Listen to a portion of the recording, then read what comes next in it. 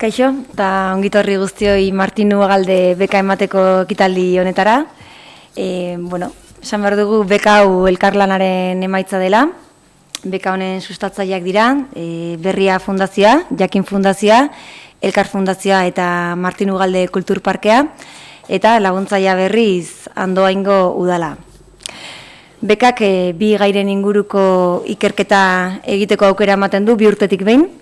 Batetik Martinu Ugalde bera ikertzeko aukera ematen du, eta bestetik euskal kazetaritza ikertzeko aukera. Aurtengo bekaren deialdia, 2017ko beka honen deialdi honetan, gaia, berria, Euskaldunon egunkaria eta generoa izan dira. Eta, gai hori hautatua izan denez, ekitaldi hau ere aprobetxatu nahi izan dugu beka emateaz gain, pixka bat edabideei eta generoari begira jartzeko eta hainbat esperientzia ezagutzeko. Horretarako, ekitaldiaren lehenengo zati honetan, 3 hizlari izango ditugu gurekin, batetik Alberto Barandiaran ekimeneko zuzendaria, berak ekimenek eta euskarazko edabidek genero gaietan zelanketa egiten duten azalduko digu. Bestatik Izaskun Landaidak, emakundeko zuzendariak, begira batzordearen berri emango digu, baita zergatik eta zertarako sortu den azalduko digu, eta azkenik Maite Asensio Berriako kazetariak, bera, begira batzordean ordezkari da berriaren izenean, eta jada landuta dagoen dekalogoaren berri ere emango digu. Orduan, gehiegi luzatu gabe, 3 hizlariei paso emango diet, eta beraiek kontatuko digute xehetasun gehiagorekin. Bai zuenean.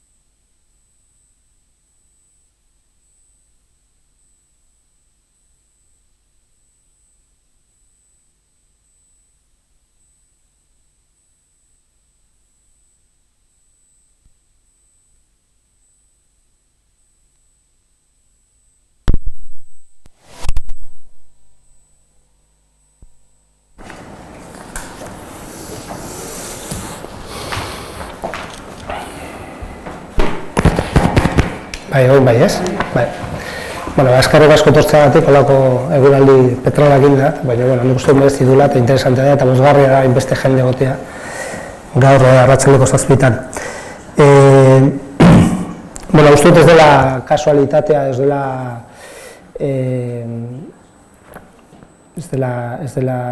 normala dela edo ulergarria dela Martinu Ugalde beka generoa lantzea, ezta? Kontuan hartuta, hemen Martinu Ugalde Kultur Parke honetan darabiltzan edabideak eta edabideen inguruko, euskalgintza inguruan kontu honek dakan garrantzia eta dakan zentraltasuna, ezta?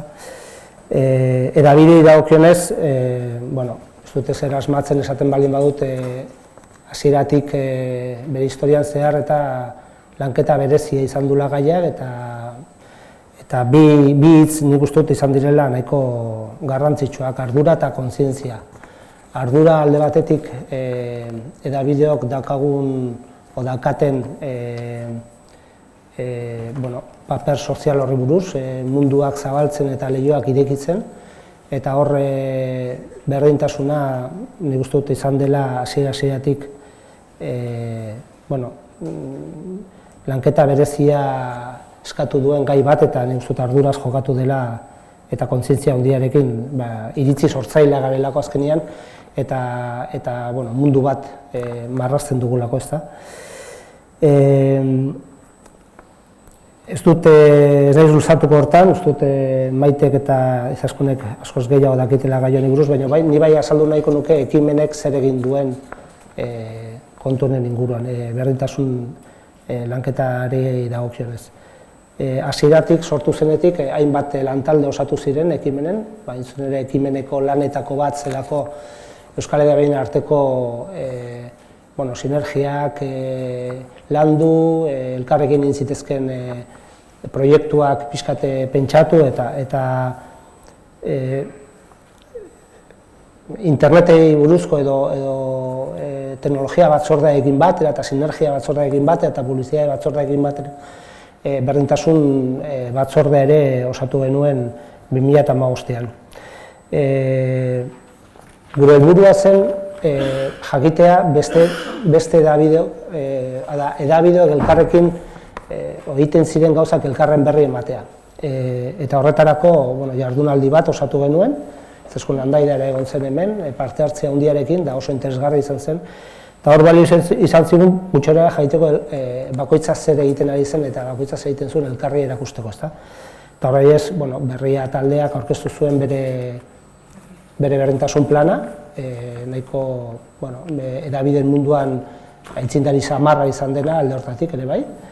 Argia taldeak aurkeztu zuen bere antolatze eredua, nun berdintasuna gai zentrala den eta horren inguruan saiatu diren antolatzen behien lan esparrua eta behien egitura guztia bateratu ahal izateko bizitza pribatu eta bizitza profesionala eta Erujarrek beraien dekalogoa aurkeztu zigun, halako neurri batzuk arautzen dutenak beraien jarduera oro. Eta Goiena taldetik Arantza Santestebanek azaldu zigun beraien komunikazio parekiderantz gidaliburua. Halako gidaliburu interesgarri bat oso praktikoa komunikazioa nola egin erakusten duen, ezta? Hor somatu genuen interesa handia gaiarekiko, eta ez zitzaigun arrotza egiten, baina neurri batean berretsi zuen genuen intuizio hori, ezta? Jendeak jakin nahi zuela, ikasi nahi zuela, eta batez ere garbi zegoen sentsazio bat zen edabideok behaien artean transmisio bat egin behar zela, praktiken transmisioa. Jende gutxi etorri behar zuela kanpotik guri erakusteko zer egin behar zen gai honetan. Neurri batean hasieratik ibili zielako edabideak lanketa horretan. Ordura, kontzientzia eta baita ere ikasteko eta horrela egiteko gogo nabari, ez da? Emakundeen begira taldean ere Euskal Hedabideak oso presente egon dira, gero Maitek hitz egingo du gehiago hori buruz, eta Izaskunek ere bai. Baina uste dut hor egon den parte hartzea bereziki esanguratsua izan dela, eta batzuetan balio izan dula berriro nabarmentzeko Euskal Hedabideok badugula behintzat zer erakutsi kontu honetan. Oraindik zer ikasi asko, zer praktika diferente egiteko asko, aurrera egiteko asko, baina zertaz lotxatu gutxi ere bai zeure aski. Aurten Emakundek zabaltzen dituen beka, ikerketa bekan, aurkeztu dugu proiektu bat, gure ustez oso interesgarria dena eta da ikertu nahi dugu proiektuaren eta egituran artean dagoen lotura. Askotan asko begiratzen diogu ze produktu komunikatibok ateratzen diren, ze nola lantzen den hor berdintasuna, zer egiten den, zer ez den egiten. Baina iruditzen zaigu lotura handia dakala egitura eta erabakiak hartzeko prozedurarekin. Eta gustatuko litzake jakitea, ulertzea ze mekanismok eta ze lotura dauden bi esparruen artean. Iruditzen zaigulako hortik asko ikasi dezakegula eta baita ere beste edabidentzako ere bai baliagarri izan daiteke. Ulertzean nun hartzen diren erabakiak, nortzuen hartzen diren erabakiak eta hor zer emaitza dagoen gero produktuan, ezta? Aurten ere trebakuntzari buruz, trebakuntza bateratua jarri dugu martxan ekimenen, eta hainbat ikastaroari gara egiten ja, bai teknologiei begira, bai barne antolaketai begira, eta beste bat, ointxe abenduaren batean egin behar dugu bat konziliazioaren inguruan, Eluiarrekin egingo dugu, eta baita ere interesa handia sortu du ulertzeko nola antolatu daitezken lantaldeak, hain zuen ere, ez bakarrik zaintzai begira, batzuetan legeek eta hortarako bermea ematen dut ezta, zaintzak egiteko edo kanpoan ez hori bakarrik baiz, eta personalki ere, persona erdian bezala nola egin dezaken bateragarri bere lana eta bere bizitza personala. Eta, iruditzen zaigu berdintasunekin lotura handia dakala eta, aurrean zen ere beste mota hortako beste ikastaro batzuetan sakontzeko aukera izango dugula. Nola ere, eta ez luzatzearren, aurrera begira, ze erronkak dauzkagun eta, uste dugu lortu behar dugula gure eguneroko praktikak eta eguneroko praktikak eman digun jakintza eta ardura hori transmititzen datozen lankide, generazio berriei eta haien kezketatik ere ikasten. Uste transmisio hori oso importantea dela eta edabideetan nik uste egin dela ondo eta egin behar dela, jarraitu behar dela egiten. Lortu behar dugu gure praktika hori, batzuetan gorabehera eta imperfekzio guztiarekin, baina gainerako edabidei ere erakusten. Eta haien aurrean haientzako ere baliagarri izaten. Zer iruditzen zaigulako eskaini dezakegu zerbait. Uste dut gure edabideetan emakumeak izan direla lanketa guztia bultzatu dutenak, batzuetan imaginatzen dut bakarrare handian ere bai, baina pentsatu nahi dut konplizidadea ere lortu zutela eta ikusi zutela gainerako lankideen artean. Baina jarraitu behar dugu bultzatzen eta bultzada hori orokortzen eta sustatzen, ezta? Informazioan guardia ez jaisteko, hau da, aitzindari izaten jarraitzeko, alba da, ikasten jarraitzeko, eta elkarri formatzen asmatzeko, eta egituran ere aintzat hartzeko daukagun giza kapitala. Gero eta emakume kudeatzaile, zuzendari eta ordezkari gehiago egon daitezen. Hau da, behar dugu gure teoria hori, gero eta gehiago praktikara eraman.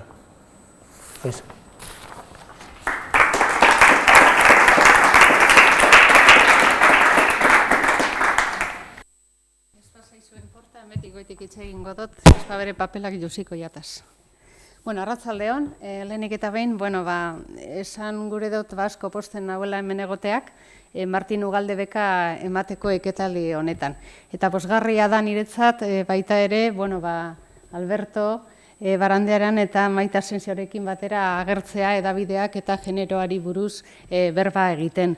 Eta bereziki emakunderen begirako batzordeari buruz berba egiten. Eskerrik asko beraz Maite, eskerrik asko Alberto eta eskerrik asko zelanez gonbidapena luzatzeagatik beka sustatzen duzuen Martin Ugalde Kulturparkeari, Berria Fundazioari, Elkar Fundazioari eta Jakin Fundazioari.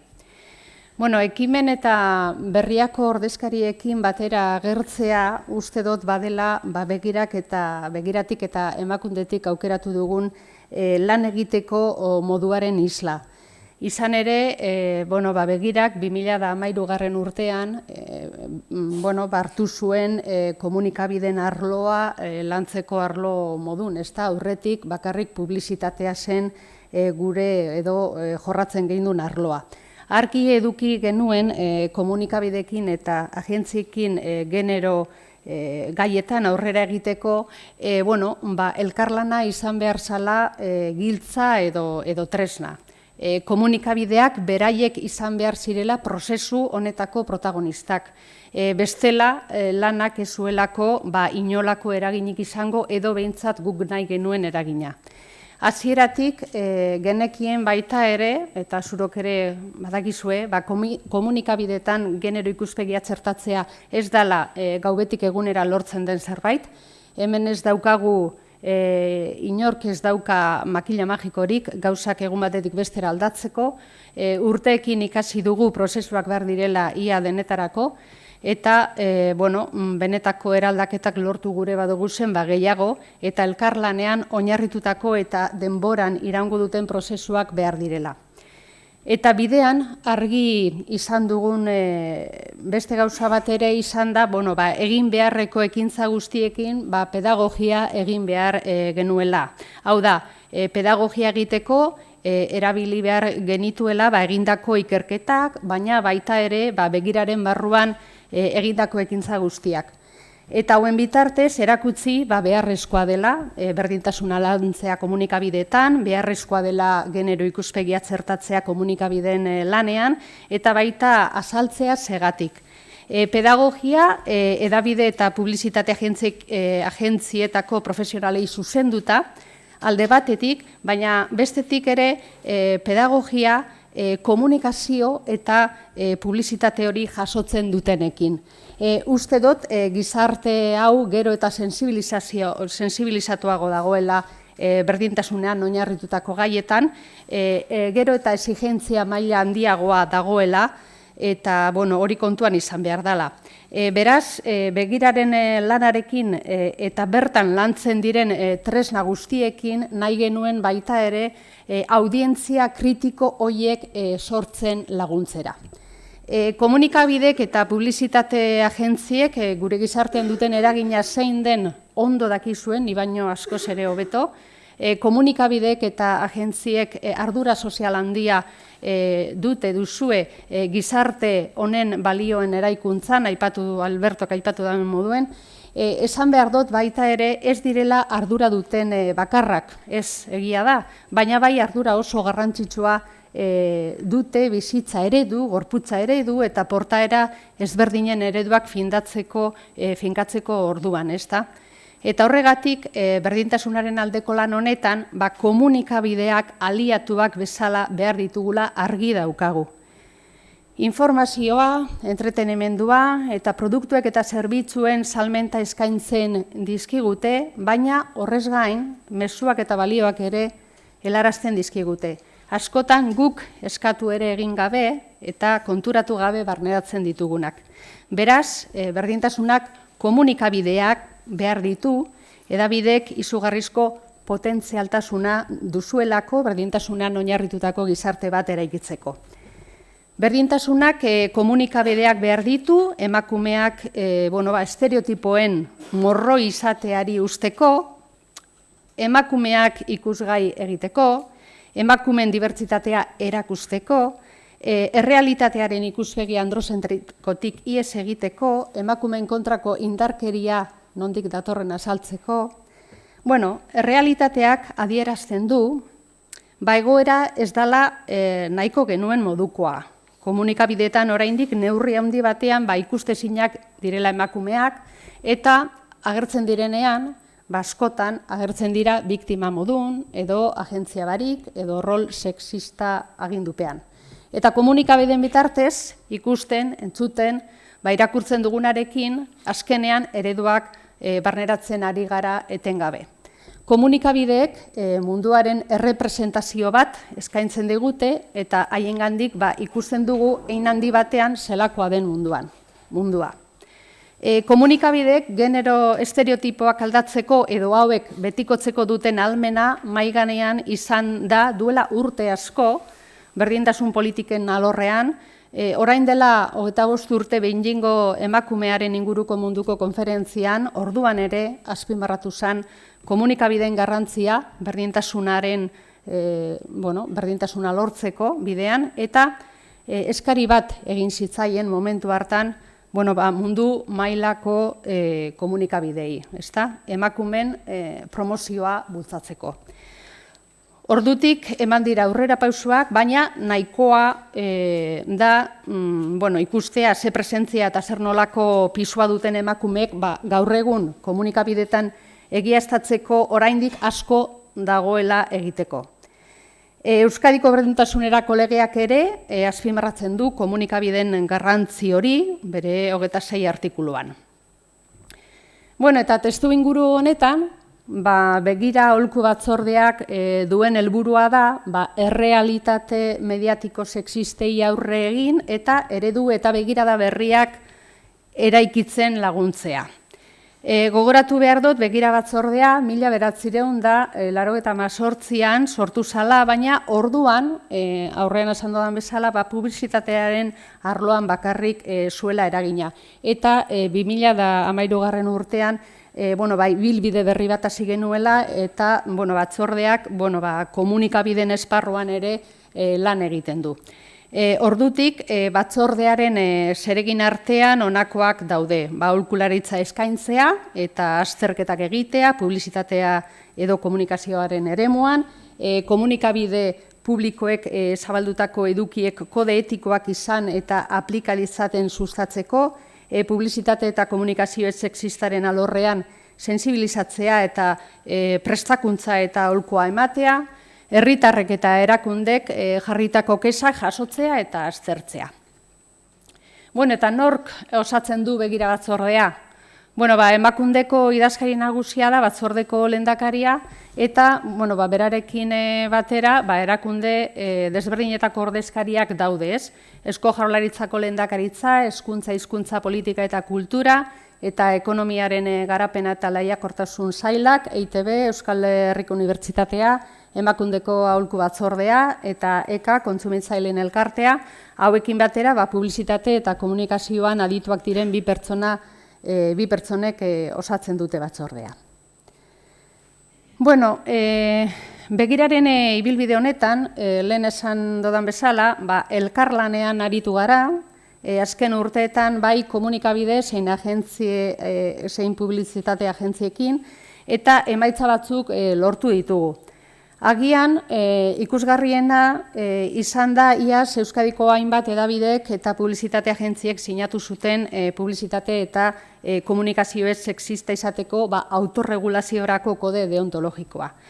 Kode honek komunikazioaren arloan zenbait konpromiso jasotzen ditu, hala nola arlo eta eremu guztietan emakumeen protagonismoa sustatzea, emakume eta gizonen aniztasuna osoa erakustea, elkarrizketetan eta artikuluetan emakumei eta gizonei trataera bera ematea, emakume biktimizazioa baztertzea eta emakumeak gizarte eragile aktibo gisa ere erakustea, emakumeen fisikoari, sexu erakargarritasunari eta janskerari buruzko aipamenak saihestea, era guztietako emakumeen eta gizonen gorputzak erakustea, hizkuntza sexista ez erabiltzea eta genero ikuspegia erantzita duen informazioa bultzatzea. Komunikabide eta agentzietako ordezkariak izan dira kode hau landu dutenak, begirak eta emakundek eskainitako babesa eta laguntzarekin. Lehen esan dudan bezala, autorregulaziorako kode bada, hau da, komunikabidek beraiek dira euren lana arautzen dutenak. Lortutakoa, garrantzia bada ere, esango nuke, kasu honetan garrantzitsuena edo aberasgarriena emaitzaz gain prozesua bera izan dela.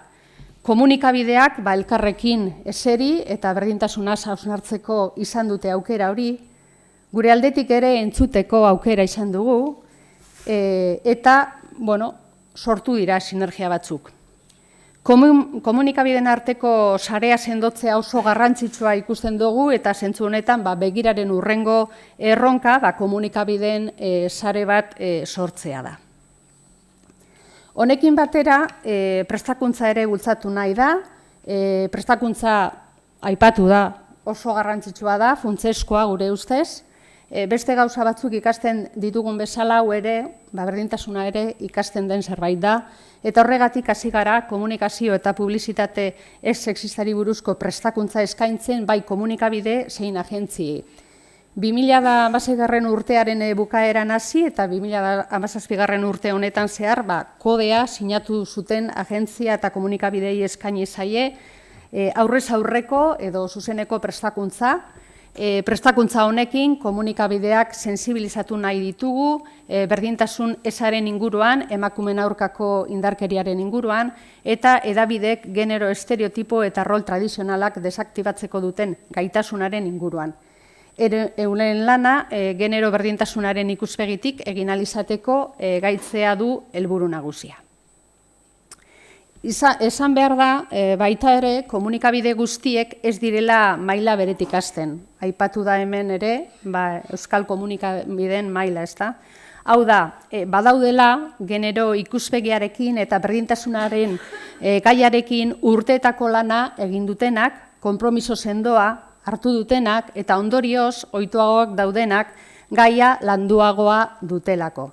Honelako ereduak edukitzea, Albertok esan dauen modun oso garrantzitsua da gainotzeko komunikabidentzako. Eta goraipatu nahiko nuke gaur, gauden lekuan gaudela kontuan izanik, eta nirekin batera dauden komunikabideak zeintzuk diren kontuan izanik, euskeraz lan egiten duten komunikabideetan aurkitu dugun hobetzeko gogoa, sensibilizazioa eta lanketa. Askotan pentsatzen dut euskal hedabideek, euskara erabiltzen duten hedabideek, barneratuago daudela, euskararekin bizi izan dutelako zer den ezarritako gutxiagotasun egoera bati aurre egitea. Zer suposatzen dagoen horrek, zein garrantzitsua den zeharkakotasuna, baita ere borondatea eta aldi berean denen ekarpenik gabe ezinezkoa dela edo oso zaila dela aurrera egitea.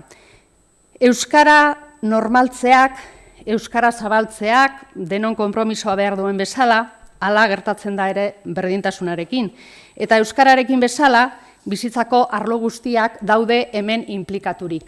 Uste dut, euskararen aldeko lana irakasgai handia dela berdintasuna bezala, beste gai zeharkako baten aurrean aurkitzen garenean.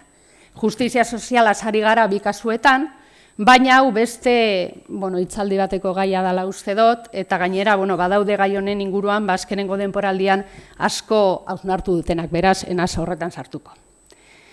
Berriro begira batzordera nator, begira batzordetik landu ditugu ere zenbait ikerketa, adibidez, publizitatearen arloan, jostailuen publizitate kanpainen ikerketa, edo hauteskundeetako, Europarra hauteskundeetako komunikazioaren sexismoari buruzkoa, eta beste batzuk.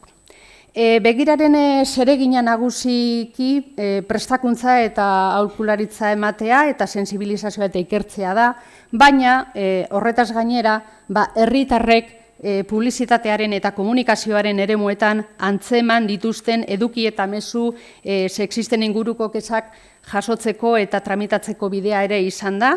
Aurten, gailu mugikorretarako aplikazio bat aurkeztu dugu kexen bidalketa errazteko. APP begira ezagutuko duzue. Iaz jasotako kexa gehienak honako gaien buruzkoak izan ziren. Estereotipo eta rolen indartzea, gaztetasunarengatik, argaltasunarekin eta gorputzaren perfekzioarekin, zerikusia duen edertasun eredu bakarra aurkeztea, komunikazioaren arloan, horrez gain, bakeza gehienak gizon emakumeen presentziaren desorekari buruzkoak izan dira, emakumeen ikusezintasunari buruzkoak, eta baita emakume eta gizonen irudi estereotipatuen ingurukoak. Nik uste dut, eta uste dut, zuk ere bardina pentsatuko duzuala, lan asko dagoela egiteko, baina aldi berean ez dagoela atzera egiterik honetan, besteak beste, lehen aipatu dudan bezala, gizarteak berak bultzatzen gaituelako. Gizartea gero eta sensibilizatuagoa dago, berdintasunaren inguruan, hori argi ikusten dugu. Aurkeztu berri dugun berdintasunerako legearen ebaluazioan ikusi dugu berdintasunaren inguruko herritarren eskaerak areagotu direla eta exigentzia maila handiagoa dela gaur egun.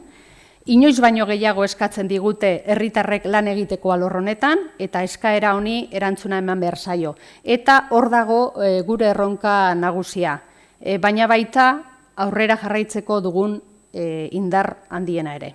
Bukatzeko, esan nahi dut, komunikabide batek berdintasuna lantzen duenean, genero ikuspegia txertatzen duenean, giza eskubideen alde eta justiziaren alde egiteaz gain, horrekin batera bikaintasunaren alde egiten dauela. Hau da, kazetaritza ona egiteko beharrezkoa dela genero ikuspegia kontuan izatea. Kazetaritzaren bikaintasuna, kalitatea, ere dagoela hemen jokoan, ez bakarrik berdintasuna bera edo giza eskubideak. Herritar guztiek ikuspegiak, lanak, bizitzak islatu behar ditu kazetaritzak, ona izan nahi badu, eta horretarako munduko populazioaren erdia diren garen emakumeak kontuan izan behar ditu. Eta kontuan izan behar du baita ere, jorratzen duen gai bakoitzak daukala zeresana genero ikuspegitik. Hasinaz elkarlana aipatuz eta horrekin bukatu gure dut, berdintasunaren alorrean, arlo ezberdinetako eragilekin elkarlana guztiz beharrezkoa da, berdintasunezak arlo guztiak ukitzen dituelako eta bakoitzak gure eremuan zerbait egin dezakegulako. Eskerrik asko.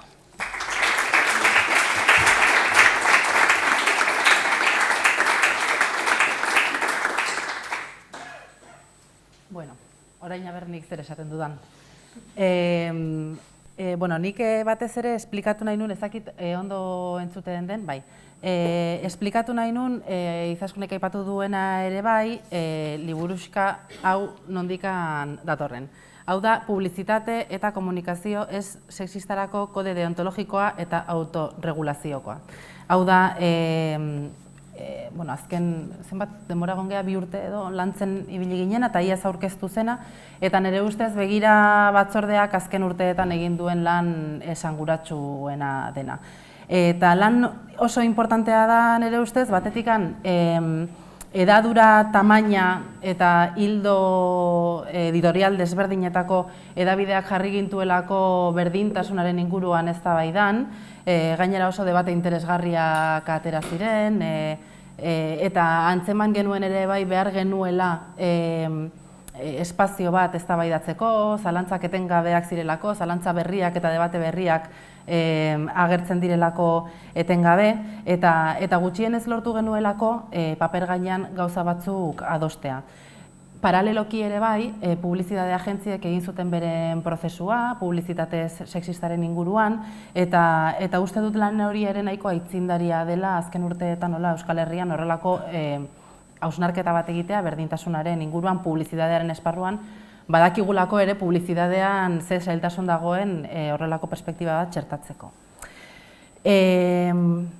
Eta gainera, prozesua oso interesgarria izan zen, baina emaitza ere oso interesgarria izan da, dokumentu oso baliagarriak adostu genituelako eta lortu genituelako erredakzioetan erreferente izan beharko liratekeenak. Eta diot izan beharko liratekeela iruditzen zaitelako oraindik dagoelako lan bat erreferentzialtasun hori lortzeko erredakzio barruetan, eta iruditzen zait hori dela ere bai begiraren barruan lantzeko daukagun erronka bat eta eztabaida bat, ez? Nola betearazi gure buruari jarri dizkiogun arau hauek, zeren gure buruari jarri dizkiogu, orduan konpromiso bat hartu dugu, bete beharko dugu. Nola bihurtu erreferentzial liburuxka hau, nola ezagutarazi, nola sinistu, eta zer egin edabidetako kazetariek ez ezik, editoreek, zuzendaritzak, eduki arduradunek eta diseinatzaileek eta mundu guztiak eukitzea erreferentzia moduan eta barneratzea hemen datozen arau oinarrizkoak, ez? Eta gutxienez bikaintasunera iritsiko gera halako batean, baina Izaskunek esan du gauzak ez direla egun batetik bestera lortzen eta bikaintasunera iristen garen bitartean gutxienez ea saiesterik daukagun oraindik gure inguruko edabideetan ikusten ditugun argitalpen onartezinak. Orduan, hori da erronka bat, daukaguna oraindik lantzen jarraitzeko. Labur esplikatuko dut zer datorren hemen, dazkagu, 4 dokumentu dira, kode deontologiko bat eta 3 dekalogo. Kode deontologikoa da dokumentu nagusia, pixka bat oinarria ezartzen duena eta jartzen ditu printzipio batzuk. berdintasun legeekiko konpromisoa, begirunea, porque berdintasun lege asko dauzkagu inguruan, berdintasunarekiko eta diskriminazio ezarekiko konpromisoa, indarkeriare gabeko bizitzaren aldeko konpromisoa, eta pixka bat, marko bat, orokorra nahi bada, lotura daukana edabideok daukagun ardura sozial horrekin, ez? Eta bai Albertok eta bai Izaskunek aipatu dutena, gure eratzukizuna sozializazio prozesuetan zein pixu daukagun, ez? Albertok esatezun iritzia sortzen dugula eta mundu bat marrazten duguna, ez? Deitzen dioguna iruditeriak. Jendeari daukagu kapazitatea jendeari esateko ze mundu imaginatu dezakeen, eta ze aukera sartzen zaizkion buruan, eta aukera berriak sartzeko, eta ez da ardura txikia. Eta ordun gure gai honekin zabaldu ditzazkegun aukerak mundu bat dira. Eta hori oso emozionantea da, baina kontuan egin behar den lan bada. Dekalogoak bestalde, sartzen ditu gero beste printzipio batzuk igual dauzkatenak lotura gehiago gure eguneroko lanarekin, emakumeak ikusgai egiteko konpromisoa, estereotipoak eta genero rolak baztertzekoa, emakumeen zein gizonen aniztasuna erakustekoa, eta kaso erantzi genezake emakume eta gizon ez diren hoien aniztasuna ere erakustekoa, eta abar. Orduan, kodeak ezartzen ditu lehentasun, zutabe nagusi horiek eta ondoren dauzkagu 3 dekalogo. Dekalogo bat publizitate ez sexistaren inguruan publizitate agentzientzat eta kazetariontzat dauzkagu 2. Bata komunikazio ez sexistaren inguruan eta bestea emakumeen aurkako indarkeriaren informazio tratamenduaren ingurukoa.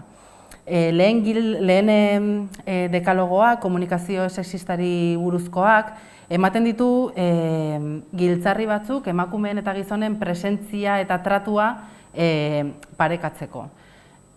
Funtsean, emakumeak agertu behar dira, gehiago eta hobeto.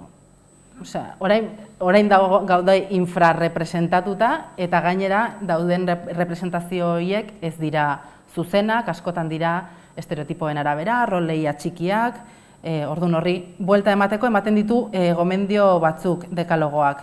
Emakumeen protagonismoa sustatzea, gizonen maila berean erakustea, pixkate emakumea dituei ahotsa ematea, sektore feminizatuei eta maskulinizatuei pisu berdina ematea, estereotipoak saihestea berriro, gorputzarekin eta erakargarritasun fisikoarekin lotutako kontu horiek guztiak baztertzea, hizkuntzaren erabilera sexista baztertzea ere bai, sexualitate ugariak islatzea, eta baita ere genero ikuspegia beste diskriminazio molde batzuekin gurutzatzea, eta hori uste dut oso interesgarria dela dekalogo honetan txertatzea, zeren gainera intersekzionalitatea deitzen diogun hori ere bada feminismoaren barruan gaur egun zapalkuntza anitzak eta zapalkuntzen arteko harremana ikertzeko tresna oso interesgarri bat, eta orain mugimendu feminista ere bai asko lantzen ari dena. Funtsean, eta Izaskunek oso ondo esplikatu du, dekalogoak gonbidatzen gaitu genero ikuspegia gure eguneroko lanean eta eguneroko edukian txertatzera, azken batean kazetaritzari ematen dizkiolako baliabideak. Guk esaten baldin badugu sexismoak eta patriarkatuak gurutzatzen dituela gure bizitzak, gure egitura guztiak eta gure gorputzak, kazetaritzan hori kontuan hartzeak emango digu errealitatea aztertzeko beste tresna bat edo beste tresna batzuk, eta horrek aukera emango digu gure kazetaritza lana hobeto egiteko. Eta guk askotan esaten dugu kazetaritza feminista egitea edo genero ikuspegia txertatua daukan kazetaritza egitea dela kazetaritza hobea egitea. Ez da bakarrikan konpromiso bat, baizik eta gure lana ondo egitea. Bigarren dekalogoak, indarkeria matxistari buruzkoak, mortizkeria mota horrekin lotutako albisteak eta nola jorratu giltzarriak ere ematen ditu, batetik mintzatzen da enfokeaz, argi usteaz emakumeen aurkako indarkeria giza eskubideen urraketa bat dela, ez dela gertakari isolatu bat, askotan hau errepikatu behar da, zeren leku askotan horrela ikusten dugu representatua. bortizkeria hori egiturazkoa dela eta indarkeriaren dimensio osoa utzi behar dugula agerian. Eta horrek dakar, horrelako albisteak ez tratatzea horikeriaz, ez ematea balio informatiborik balio informatiborik ez daukaten xehetasunik, eta bortizkeria ez justifikatzea adibidez. Eta hori esango nuke duela oso gutxira arte edabide askok egin dutela inolako lotsarik gabe. Horretaz gain, dekalogoak ere ematen ditu jarraibide praktiko batzuk, terminologiari buruz, zein terminologia erabili daiteke, zein iturritara jo beharko genukeen, edo zein iturritara jo beharko ez genukeen, adibidez bizilagunen lekukotzekin eta zein zailtasun dauden errelato koherente batean txertatzeko, eta zein informazio eman adibidez erasotzaileaz eta biktimaz, eta horren inguruan luze debatitu dugu begiraren lantalde horren barruan, erasotzaileen errugabetasun presuntzioaz, asko hitz egin dugu, biktimen identitateaz ere bai, eta eztabaida horiek segurazki eduki beharko dute jarraipen bat, zeren ez dira debate itxiak, eta matiz asko daude, eta oso gai interesgarriak diran eta etengabe behartzen gaituztenak gure burua kuestionatzera eta gure lana kuestionatzera. Amaitzeko, Martin Ugalde beka emateko ekitaldi honetan, esan nahi nuke, hola hartuko dut baimena nire buruari, asko poztu ninduela prozesu hau amaitu genuenean, eta oso harro sentiarazi ninduela ikusteak berriaren estilo liburuan jadanik agertzen direla, eta segurazki egunkariaren estilo liburuan ere agertuko zirela. Kode deontologikoan aipatu, ez egunkarian ez, berrian gauza asko egin ditugu oso ondo. Baina berriaren estilo liburuan agertzen dira, kode deontologiko honetan aipatu ditudan puntu gehienak, ez? Ageri da indarkeria matxista giza eskubideen urraketa bat dela, ageri da biktimen duintasuna errespetatu behar dela, ageri da estereotipoak eta topikoak saihestu behar direla, ageri da tratu simetrikoa eman behar dela, informazio iturriak orekatu behar direla, ageri da sexu aniztasuna islatu behar dela, eta, segurazki bide luzea daukagu egiteko oraindik, eta gainera erronka desente jartzen dizkiogu gure buruari hasten garenean honi buruz pentsatzen, erronka asko ditugu intersekzionalidadea, lehen aipatzen nuen intersekzionalidade hori edabideetan lantzerakoan adibidez. Erronka handi bat da ere bai emakume gizon binomiotik ihes egiten hastea ere bai edabideetan, baina ausartuko nintzateke esatera ez gaudela leku txarrean edo gure abia puntua ez dela guztiz txarra, eta dudarik gabe, uste dut arlo horretan, aitortza egin behar zaiela, duela ia 27 urte, Euskaldunon egunkarian kazetaritza feministaren lehen haziak jarri zituzten kazetari haiei eta lankidei, ez bakarrik kazetariak, baizik eta lankideak, sarri Albertok esan duen bezala segurazki oso bakarrik egin beharko zutelako lana edo erresistentzia askorekin. Haiei nik uste dut haiei zor diegula egun zapaltzen ari garen horko erredakzio hortan, zapaltzen ari garen zoruaren sendotasuna. Beraz, eskerrak aitzindari haiei.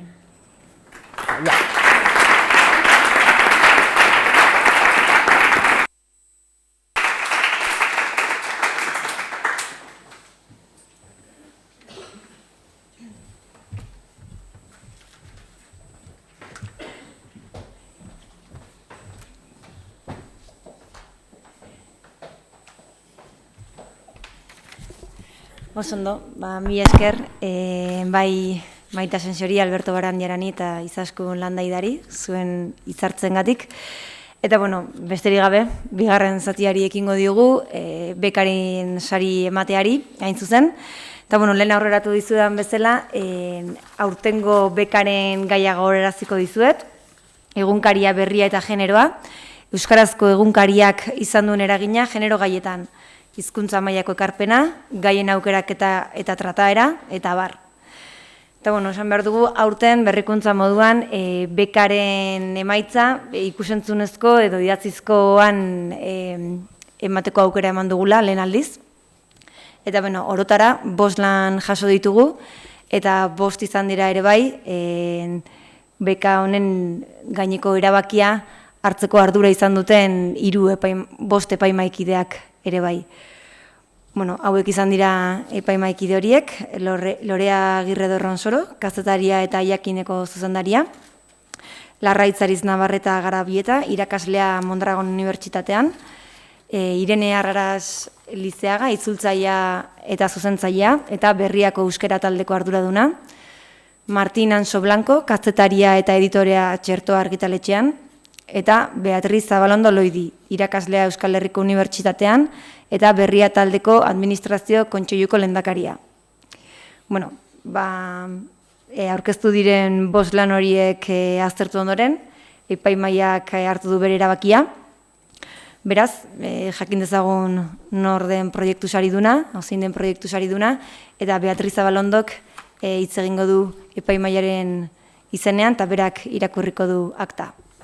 Nahi duzunean.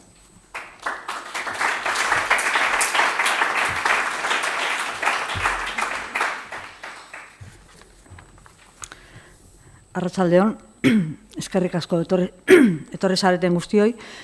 Hanek esan duen bezala, 5 lan aurkeztu ziren eta epaimaiak 5 oso honekotzat jo zituen. Epaimaiak hala ere aho batez erabaki zuen beka ematea izen hau daroan lanari. Euskarazko kazetaritza eta feminismoa, beti ereko gatazkatik bidaide izatera, egunkaria eta berriak genero gaietan izan dituen eragina aztertzeko proiektua. Egitasmoa aurkeztu zuten Katalin Miner Perez, Maili Altuna Galfarsoro eta Daniele Sarriugarte Motxales ikerlariek. Arrazoi hauek adierazi zituen epaimaiak beka emateko. 1. Proiektu landu eta egingarria aurkeztu dute egin daitekenera egokitua. 2.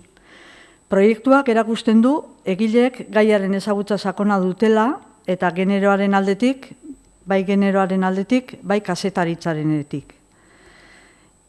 Ezagutza horretan oinarrituta beste proiektu batzuek baino ikerketa sakonagorako egitasmoa aurkeztu dute.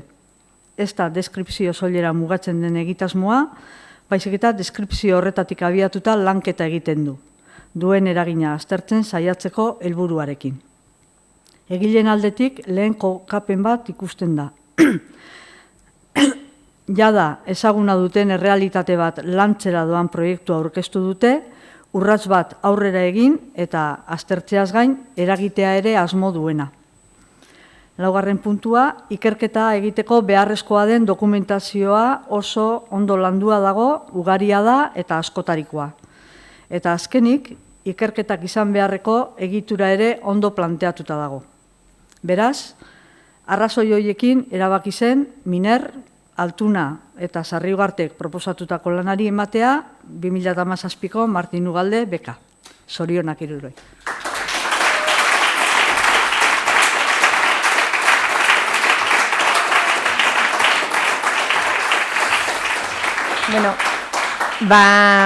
Honen bestez, 8.000 euroko beka jasoko dute, Katalin Miner Perez, Maili Altuna Galfarsoro eta Daniele Sarriugarte Motxales ikerlariek, eta urtebeteko epea izango dute proiektu hori gauzatzeko.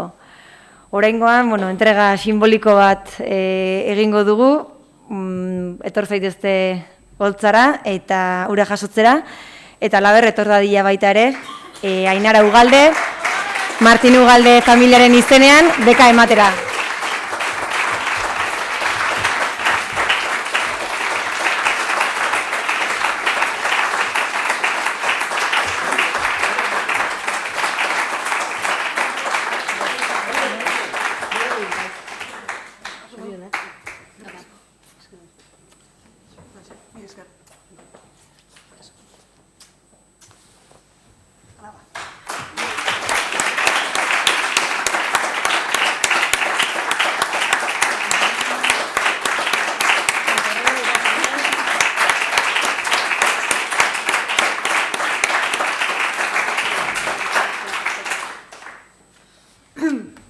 Bueno, hitz batzuk esango ditugu, jake. Labur, lehenik eta bain eskerrik asko. Pozarren hartu genuen beka irabaztearen berria, izan ere, esan bezala, guretzako nahiko etxea da, ez, berria. Askotan esan hori dugu, guk gu ez ditu izan gehala egunkaria eta berriakin, gure generazioan igual berriakin pixkat geixio. Baina, askotan guretzat erreferentzialtzat, ez, aipatu izan dugu berria, eta askotan ulertzen da euskararen erabilerarekin bakarrik, ez. Eta, bakoitzak trajektoria desberdintxoa ditugu, baina nire kasuan nahi ez, mugimendu feministatik etorri eta ere, berria izan da erreferente eta izan da bide lagun eta izan da elkarrezketakide. Orduan oso ondo ezagutu dugu baita ere kazetaritza ikuspegitik nola tratatu da izan den, bai genero gaia, bai feminismoa eta bestein bat zehar lehorretasun horiek ere bai, ez? Eta uste bidea nahiko batera egin dugula, ez? Orduan guretzako nahiko, ez dakitera naturalean ikusi genunean, zintzan aurtengo bekaren gaia, nahiko, ez dakit nola, landuta edo bizita bintzat, ez? Nitu hainbat gako. Guretzat bestela ere etxe izan da, sarri barten kasuan da, nire kasuan iritzi gintzan eraitu gara hemen, ez? Eta hainbat iritzi gintzan gaina feministan, ez?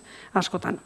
Horregatik, lan hau egiteak bai emate zigun, ez dakit, segurtasun moduko bat, ezagutza aldetik, baina baita ere erronka txiki bat, ez? Planteatuz bezala, zer izan da, baina zer landu nahi genuen, ez? Hiru puntutan edo oinarritu genuen ikerketa izango dana, edo, ez da aipatu, baina ikusentzunean aurkeztuko dugu, ikusentzunezko bat, dako maieltunan ze izango dugu, bidaritza izango dugu, eta ikusentzunezkoan zergaitik, ez? Ikuste genulako ikerketa hutxean baino eragin gozun pieza bat egitea importantea zala, ez? Ikusiko dana eta adieraziko duna, ikerketa guzti horren emaitza.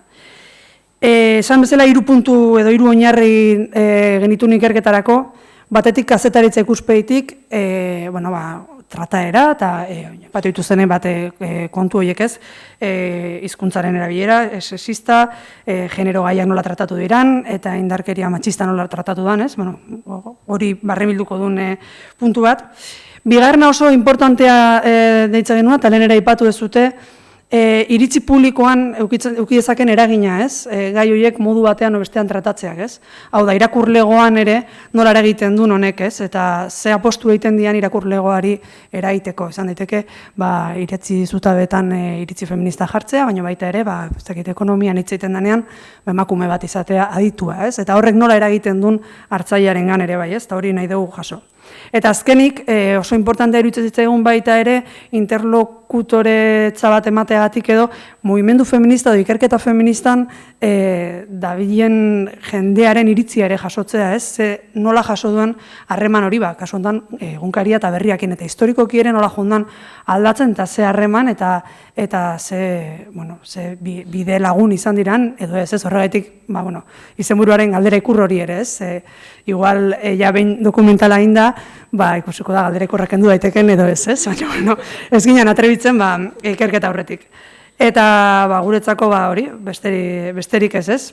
Poza dela, gustora ingo dugula lan hori, gogoa daukau lan ikusten lanen azteko guk ere lehen bailen, ze proiektuak iteak hori dauka, ez? Berotzen duzu, baina gero ez dakizu emango dizuten edo ez, eta gelditu iten da, ez? Eta espero dura lantxukun bat entregatzea, eta batez ere balioko duna, orain arte indan lana, dauden erronkak eta geratzen zegoen naiteko azaratzeko, hasi mila esker.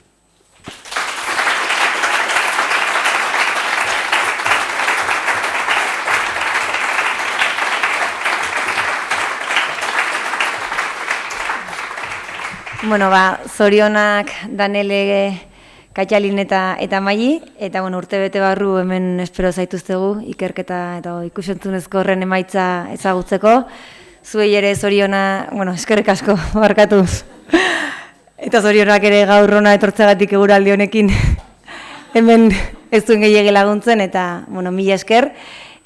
Noren gonbidatzen zaituztegu hemen kanpoan montatu dugun luntxo honetara, eta kaso lasaiago elkarrekin hitz egiteko aukera izango dugu mokadutxo batekin edo ardokopa batekin, beraz. Mila esker eta datorren urtera arte.